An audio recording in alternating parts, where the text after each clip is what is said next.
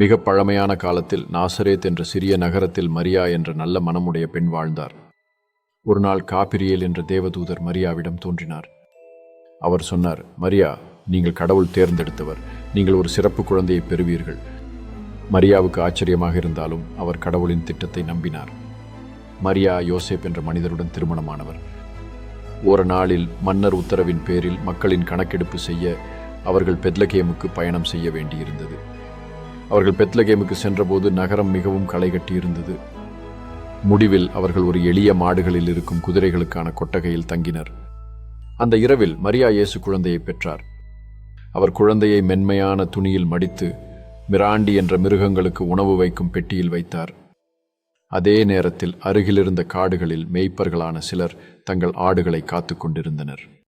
திடீரென்று வானத்தில் தேவதூதர்கள் தோன்றி, தேவருக்கு மகிமை உண்டாகட்டும், பெத்லகேமில் ஒரு மீட்பர் பிறந்துள்ளார் என்று பாடினர். மேய்ப்பர்கள் ஆச்சரியத்துடன் அதை கேட்டு குழந்தையை பார்க்க விரைந்தனர். அவர்கள் மாடிக்கு வந்து இயேசு குழந்தையை நோக்கி கேட்டனர். மேய்ப்பர்கள் தங்களது அன்பான பரிசுகளை நம்பிக்கையுடன் வழங்கினார்கள். மேலும் 3 ஞானிகள் ஒரு நட்சத்திரத்தை பார்த்து அதனை அனுப்புபவராக பயணம் செய்யத் தொடங்கினார்கள்.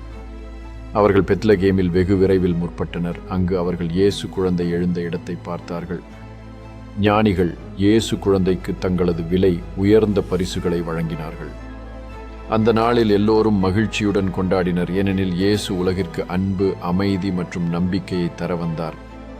மக்கள் இன்பத்துடன் பாடி மங்களம் நிகழ்த்தினர். இவ்வாறு அந்த மாபெரும் இரவில் இயேசு உலகில் உன்னதமான அன்போடு பிறந்தார். இந்த அழகான இனிய கதை அன்பின் கதை என்கிறதுடன் குழந்தை இயேசுவின் பிறப்பினால் அனைத்தும் மாற்றி வைக்கப்பட்டது. எனவே இன்று நாம் அனைவரும் அன்பை பகிர்ந்து பிரகாசமாக வாழ நம்மை ஊக்குவிக்கும் போது இயேசுவின் பிறந்த நாளை முன்னிட்டு மகிழ்ச்சியுடன் கொண்டாடுகிறோம்.